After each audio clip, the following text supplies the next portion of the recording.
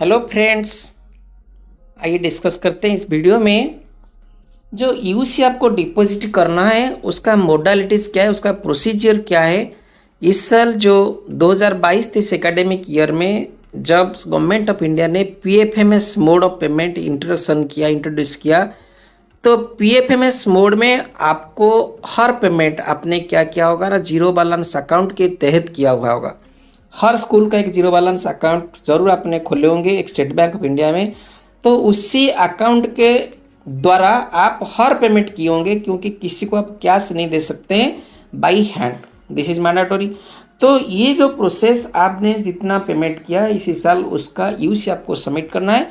तो UC submit करने के लिए प्रोसीजर क्या क्या है, मोडालिटीज़ क्या है, कैसे आप यूसी सबमिट करेंगे, इस वीडियो में मैं पहले अच्छी तरह समझाता हूँ। लेकिन यूसी कैसे प्रिपेयर करेंगे आप दूसरा वीडियो देख लीजिए इस चैनल पर, हाउ टू प्रिपेयर यूसी। तो आपको यूसी प्रिपेयर कैसे करेंगे आप समझ में आ जाएगा। तो चलिए अब हम डिस्कस करते हैं। ये उड़ीसा का एक government of OSEPA, that is Orissa school education programme authority, तो इसके अंडर में ये जो हुआ था ये लेटर, ये स्टेट का वैसे ही लेटर, हर स्टेट में वैसे लेटर होगा। इसमें थोड़ा सा कुछ वेरिएशन होता है समय में या कुछ, लेकिन जैसे कि PFMS is universal in the India itself, government of India itself, PFMS हर जगह पे इम्प्लीमेंट है, कहीं इसका वेरिएशन नहीं है। तो इसका जो मोडालिटी सेम है, तो बिल्कुल आप समझ लीजिए वैसे ही होगा। तो modalities regarding collection of utilisation certificate, maintenance of books of accounts records in the light of implementation of new procedure of fund management through single nodal agency account. जैसे हम बोलना था single nodal agency account, that is zero balance account which you have opened in State Bank of India, that is zero balance subsidiary account बोलते हैं। उसी के तहत आप देखिए क्या क्या कैसे आपको यूसी देना है। तो ये लेटर हम पढ़ेंगे तो सारे समझ आ जाएगी। Inviting a reference of subject letters cited above and on the basis of a discussion made in review meeting held on 7 February 2023।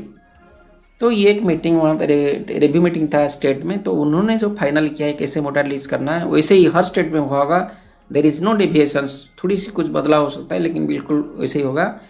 The following modalities are issued towards the collection of certificate, maintenance of books of accounts records by the implementing agencies. Implementing agency किसे कहते हैं? जैसे जो भी funds government of India से आता है या गवर्नमेंट से आता है, जो उसका खर्च करता है वो फंड्स को जिस पर्पज से आता है उसी पर्पज से जब खर्च करता है, जो एजेंसी खर्च करता है, जो इंस्टीट्यूशन ऑर्गेनाइजेशन जैसे स्कूल खर्च करता है, तो यहाँ स्कूल क्या है, स्कूल इम्प्लीमेंटिंग एजेंसी है। ठीक है, जैसे कोई आता है पैसा, मान लीजिए डाइट को आता है, डाइट ट्रेनिंग देता है, तो डाइट ट्रेनिंग जब देता है पैसा खर्च करता है गवर्नमेंट ऑफ इंडिया से, तो डाइट वहाँ इम्प्लीमेंटिंग एजेंसी हो गया। तो बिल अंडर समग्र शिक्षा and stars project, stars project means जितने ट्रेनिंग होता है टीचर लर्निंग एनहांसमेंट प्रोजेक्ट होता है उसको स्टार्स प्रोजेक्ट कहते हैं। तो हम डिस्कस करते हैं number A, the IAs maintain registers of print payment advice. This is very much important. आप सभी लोगों को पीपीए रजिस्टर के मेंटेन करना है। हमारे इस चैनल पे अवेलेबल है पीपीए रजिस्टर, कैसे आप मेंटेन करेंगे देख लीजिए। पीपीए रजिस्टर बिल्कुल आसान है और जब उसको आप मेंटेन कर लेंगे एज हेडमास्टर, आपको कोई भी परेशानी नहीं होगी। जब आप रिटायर होंगे या ट्रांसफर होंगे, आपको जब एनओसी जरूरत होगी, तो पीपीए रजिस्टर से आपको पता चल जाएगा आप कितना पेमेंट किए थे, क्या हुआ था। पीपीए रजिस्टर एक बहुत जरूरी चीज़ है ये पीएफएमएस मोड के पेमेंट में, तो आप उसको देख लीजिए। तो आप पहले प्रिंट पेमेंट रजिस्टर बनाएगा and component wise drawn limit fixed on the amount expenditure made for the purpose reconciling the same with the cash book preparation of UC. तो क्या होगा, पहले आप देखिए पीपीए जो किए थे, पीपीए जो जितना जनरेट किए थे इसी साल में, उसी हिसाब से आपने कैश मेंटेन किया हुआ है क्या, या कुछ डेविएशन है, तो उसको आप पहले मिलाइए। उसके बाद आप कैश के साथ बिल्कुल देख लीजिए दोनों बराबर है या कोई फर्क है, उसको ठीक करिए। Suggestive format of the above registers are annexed. उसके बाद आगे दे रखा है जैसे पीपीए रजिस्टर कैसे आप पहले मेंटेन करेंगे, अभी जो डिपॉजिट करेंगे उसके साथ कैसे भी करेंगे वो भी दे रखा है। This is in addition to the other books accounts records presently maintain at the I level. जो आप मेंटेन करते हैं उसको मेंटेन करिए और ये भी दोनों चीज़ मेंटेन करिए। जो एडिशनल दे रखे हैं पीपीए रजिस्टर एक अलग चीज़ हो गया, वो आपको मेंटेन करना ही करना है। तो उसके बाद देखिए नंबर बी में क्या दे रखा है, the IAs shall obtain the print out hard copy of bank statement respect of the transaction made throughout the respective zero balance subsidiary account for the year 2022-23। तो सबसे पहले आपको क्या करना है, जो 22-23 का जो कैलेंडर ईयर है उसके अंदर आपका जितना अपना पेमेंट किया है, आपका स्कूल जितना पेमेंट किया हुआ है व आपका इंश्योरेंस जितना पेमेंट किया हुआ है, उसका पहले प्रिंट आउट बैंक स्टेटमेंट आप निकाल लीजिए। हार्ड कॉपी निकालिए। उसके बाद क्या करना है, all the AI is also request to keep a copy of the PPA submitted to bank at the level of verification purpose.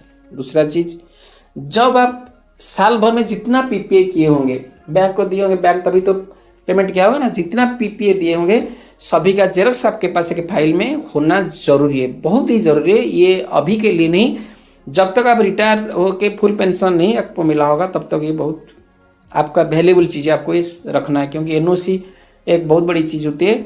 NOC नहीं मिलेगा तो आपको फुल पेंशन नहीं मिल सकती है। The transactions recorded in the cash book shall be verified and reconciled with the bank statement discrepancies. वो बोला कि जो आप बैंक स्टेटमेंट लाएंगे वो बैंक स्टेटमेंट के साथ आप कैश बुक में जो आप पोस्टिंग की होगी, जनरल में जो पोस्टिंग की होगी, दोनों मिलना चाहिए। और पीपीए के साथ भी तीनों आप देख लेना, तीनों अगर मिलता है बिल्कुल कोई दिक्कत वाली बात है नहीं, आपको पता चल जाएगा नहीं I am correct. It may be kept in mind that there shall be no mismatch in transaction separate in JDBS passbook and cash book maintain available. इसका मतलब कैश बुक और पासबुक, जो आपको पास जीरो बैलेंस अकाउंट का जो passbook होगा उसमें जितना ट्रांजैक्शन और आपने जो कैश बुक मेंटेन किया हुआ है स्कूल में उसमें कोई फर्क नहीं होना चाहिए। उसके बाद क्या होगा, thereafter the component wise utilisation certificate shall be prepared. उसके बाद ही आप कंपोनेंट वाइज यूसी आप प्रिपेयर कर सकते हैं। कंपोनेंट वाइज मीन्स क्या है, मान लीजिए आपको यूनिफॉर्म का ग्रांट आया था आपको स्कूल को, मान लीजिए 60,000 आया था, तो 60,000 आपने कैसे एक्सपेंडिचर किया, कहाँ से परचेज किया, कौन सा एजेंसी से परचेज किया, उसका पीपीए मोड में कितना कैसे पेमेंट किए थे, पीपीए नंबर क्या है, डेट के सारे रख के जो यूसी प्रिपेयर कहते हैं वो जो करते हैं, जैसे उसको यूसी प्रिपेयर आप करेंगे। उसके बाद यूसी प्रिपेयर करने के बाद क्या करेंगे, ये सारा जो यूसी एसएमसी यानी upper primary school, SMDC high school, Kasturba Gandhi Balika Vidyalaya, residential, seasonal hostel और स्कूल एट सीआरसी लेवल और एनी अदर आइए, ये सारे बीओ को देंगे, यानी ब्लॉक एजुकेशन ऑफिसर को सबमिट करेंगे जब यूसी सारा प्रिपेयर हो जाएगा कंपोनेंट वाइज। नेक्स्ट क्या करेगा, ब्लॉक बीओ क्या करेंगे, उसके अंडर वो सारे जितने ब्लॉक को आएगा सभी कंसल्टेट कर देंगे, जितना यूसी होगा उसका सारा मिला के कितना रुपया मिला था ब्लॉक को, कितना खर्च हुआ है, दोनों मिला के उसको दे देंगे, क्या किसको ना डीओ को डीपीसी को दे देंगे या डीपीओ को, डिस्ट्रिक्ट प्रोजेक्ट ऑफिस को दे देंगे। उसके बाद लिख रहा है UC collection drive shall be undertaken at block level in camp board. उसके बाद एससी साल गवर्नमेंट क्या हुए, यूसी एक ड्राइव मोड में कलेक्शन कैंप होगा, यूसी कलेक्शन कैंप।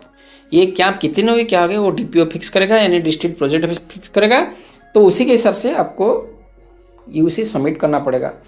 तो ये यूसी सारा क्या होगा, पहले ब्लॉक लेवल में आपको बीओ जब करेंगे तो बीओ फिक्स करेंगे कहाँ कहाँ कैंप होगा, तो आप जाएंगे वहाँ फिक्स ये सबमिट करेंगे, और उसके बाद जब सारे कलेक्शन हो जाएगा बीओ क्या करेंगे उसको फिर कंसल्ट करके डीओ को देंगे।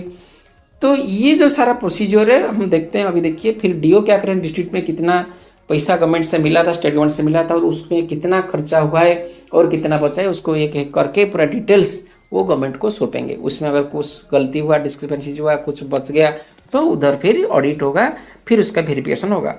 तो ये जो टाइमलाइन फिक्स हुआ है उन्होंने बोले हैं कि गवर्नमेंट ऑफ जो फाइनल किया 15 मई 15 मई तक ये बिल खत्म हो जाना चाहिए। सारा यूसी जितना यूसी एकेडमिक ईयर में सारा खत्म होगा, कुछ किसी का कोई नहीं रहेगा, कुछ बचेगा ही नहीं, तभी जाके बिल्कुल सक्सेस हो जाएगा। तो मई 15 जब होगा उसके पीछे उन्होंने दे रखे हैं। इसी टाइमलाइन ये उड़ीसा में बना है, दूसरे स्टेट में दूसरा बन सकता है, आप देख लीजिए। तो पहले क्या है, ऑब्टेन प्रिंट आउट ऑफ जेडीबीएस जो बैंक स्टेटमेंट 10 अप्रैल तक आपको निकलना है। उसके बाद उसको रिकंसिडर कैश के साथ मिलाना है, कोई गलती है कुछ है उसको 12 अप्रैल तक फिर करेक्शन कर लेना है। फिर यूसी आपको 15 अप्रैल तक सारा बना देना है, जितना आपका आया था सारी का यूसी बना देना है। यूसी कलेक्शन ड्राइव 16 से 25 अप्रैल तक यूसी कलेक्शन ड्राइव होगा आपका ब्लॉक लेवल पे, आपको यूसी देना है, जाकर डिपॉजिट करना है, सबमिट करना है। उसके बाद फिर ये सारा क्या होगा ना, ब्लॉक लेवल में आपको 30 अप्रैल तक सारा डिपॉजिट हो जाए ब्लॉक लेवल पे। फिर ब्लॉक क्या करेगा उसको कंसल्ट करे 15 मई तक क्या कर देगा ना, डिस्ट्रिक्ट को दे देगा, ठीक है। उसके बाद फिर आगे चल के जो फॉर्मेलिटीज पहले से चलता था वैसे ही चलेगा, उसमें कोई फर्क नहीं है। लेकिन इसी साल क्या है, जितने पीएफएमएस मोड में हुआ है यानी सिंगल जीरो बैलेंस अकाउंट में हुआ है उसी के अंडर ये आपको कैश फ्लो करना है और सारा कुछ करना है। जब आप ये चिट्ठी दूसरे को भी हो चुका है, देखिए पीपी रजिस्टर जो आप मेंटेन किए हुए स्कूल में उसी से ये डाटा लेके भर देना है। पीपी रजिस्टर यहाँ भी इसको भी सबमिट करना पड़ेगा किसके साथ ना, यूसी के साथ। अभी देखिए name of the common recipient कहाँ को किसको दे रखे हैं पैसा, पर्पज ऑफ किसी लिए दे रखे हैं, पीपीए नंबर कितना था, डेट कितना क्या था, अमाउंट ऑफ पीपीए कितना पैसा आपने दे रखा है उसमें, signature of signatory 1, signatory 2, headmaster SMC chairman, ये सभी में दस्तखत करना है।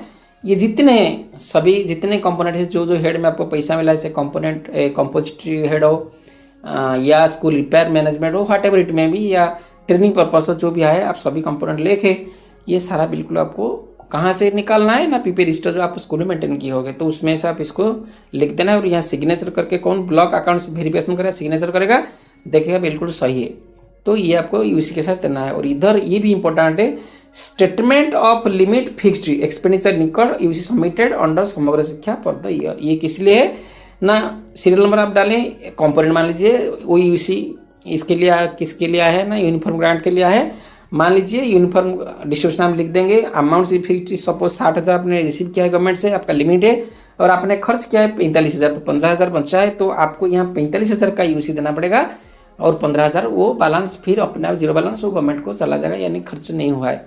तो ये बिल्कुल सारा आपको यहाँ लिखना पड़ेगा। ये दो जो स्टेटमेंट या जो फॉर्मेट है आपको डिपॉजिट करना पड़ेगा, दोनों कंपलसरी, ये हर साल आपको देना पड़ेगा। तो इसमें सबसे ज़रूरी बात क्या है ना, पीपी रजिस्टर आप अपने स्कूल लेवल पे मेंटेन कीजिए, कैश बुक ठीक से मेंटेन कीजिए, कैश बुक आप देख लीजिए कैसे बनता है, पीपी ये जो PFMS के अंडर हमारे इस चैनल पे भी अवेलेबल है, तो आपको बिल्कुल सही तरह पता चले, आपको कोई दिक्कत नहीं होगी, you can submit very easily. ये सारे डॉक्यूमेंट्स अगर आप सही से बनाएंगे, और रखना भी चाहिए क्योंकि आप हेडमास्टर हैं तो आपको सारा फाइनेंस जिम्मेदारी आपकी क्या ही है, और आप ये सही करेंगे तो जब ट्रांसफर हो या आपका रिटायरमेंट हो तो आपको एनओसी लेने में कोई दिक्कत नहीं होगी, वो पेंशन मिलने में आपको कोई परेशानी नहीं होगी। होप ये वीडियो आपको कुछ ज़रूर हेल्प करेगा। आप कमेंट बॉक्स में लिखिए अगर आपको कोई परेशानी है, तो हम उसी हिसाब से इसका आंसर भी देंगे, ठीक है। और टीचर स्टडी अगर सब्सक्राइब नहीं किए तो ज़रूर कीजिए, वैसे ही बिल्कुल उपयोगी वीडियो आपके लिए इसमें अपलोड होता है। Thank you.